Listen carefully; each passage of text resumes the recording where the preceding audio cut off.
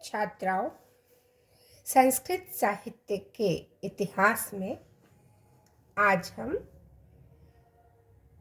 Paper pattern के according जो अति लघुत्तरात्मक प्रश्न आते हैं उसमें जो छोटे छोटे प्रश्न आते हैं उन अति लघुत्तरात्मक प्रश्नों की चर्चा करेंगे। महाभारत कितने पर्वों में विभाजित है?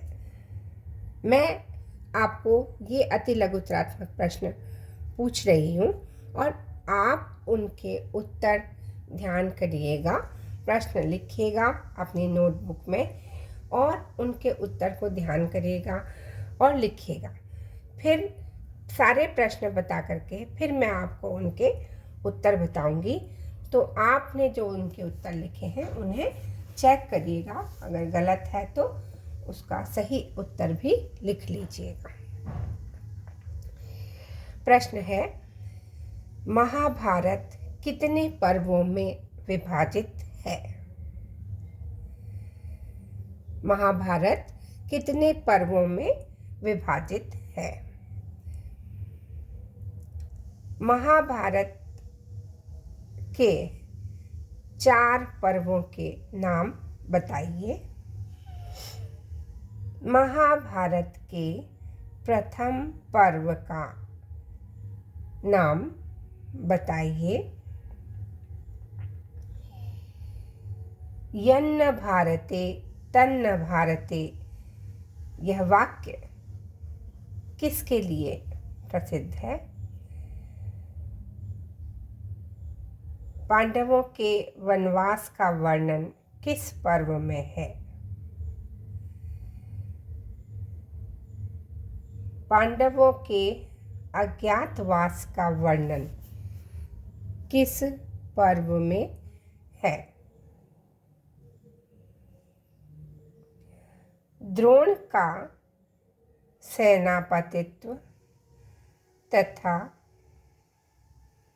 अभिमन्यु की हत्या का वर्णन किस पर्व में वर्णित है?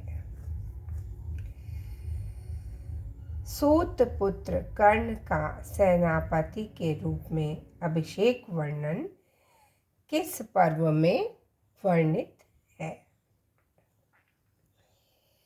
आश्वमेधिक पर्व में मुख्यतः क्या वर्णित है? सेनापति भीष्म का भयंकर युद्ध और संजय को दिव्य दृष्टि की प्राप्ति का वर्णन किस पर्व में वर्णित है? स्त्री पर्व में मुख्यतः क्या वर्णित है?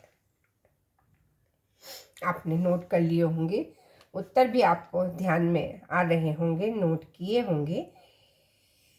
अब मैं आपको इन प्रश्नों के उत्तर बताती हूँ, आप चेक करिएगा आपने कहाँ गलती की है और उसका सुधार भी नोट कर लीजिएगा। महाभारत 18 पर्वों में विभाजित है। 4 पर्व, वन पर्व, विराट पर्व, भीष्म पर्व, शांति पर्व। महाभारत के प्रथम पर्व का नाम है आदि पर्व। यन्न भारते तन्न भारते, यह वाक्य महाभारत के लिए प्रसिद्ध है। पांडवों के वनवास का वर्णन वन पर्व में है। पांडवों के अज्ञातवास का वर्णन विराट पर्व में है। द्रोण का सेनापतित्व तथा अभिमन्यु की हत्या का वर्णन द्रोण पर्व में है।